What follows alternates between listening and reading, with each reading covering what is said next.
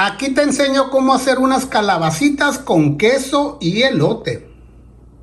Agregar un chorro de aceite de oliva así y agregar 3 dientes de ajo bien picado y sofreírlo por unos segundos, aproximadamente 20 segundos. Ya que empieza el ajo a cambiar de color, agregar la mitad de una cebolla mediana y sofreírla también por aproximadamente unos 20 segundos. Después de 20 segundos, agregar 7 calabazas cortadas en cuadros. Calabazas verdes como esta, de tamaño mediano.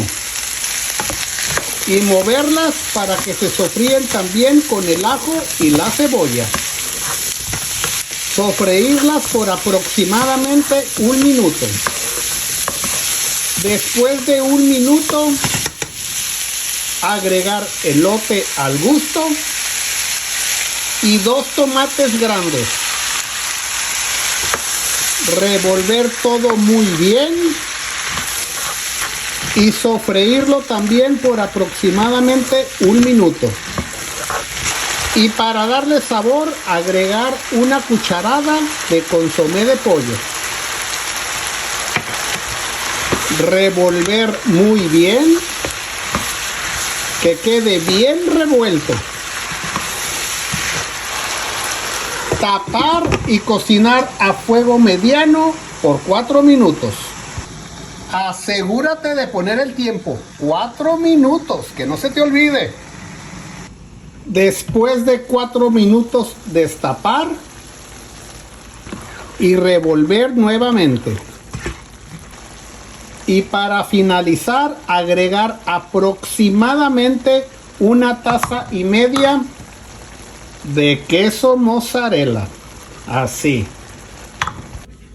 Y dejarlas así, que se derrita el queso con lo caliente de las calabacitas.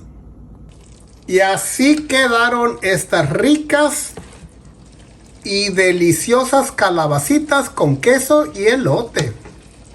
Están bien deliciosas para que te animes a cocinarlas.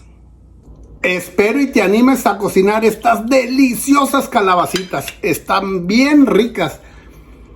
Si te gustó el video, compártelo con tus amigos para que también se animen a cocinarlas. Ok, saludos y aquí nos vemos en el próximo. Adiós.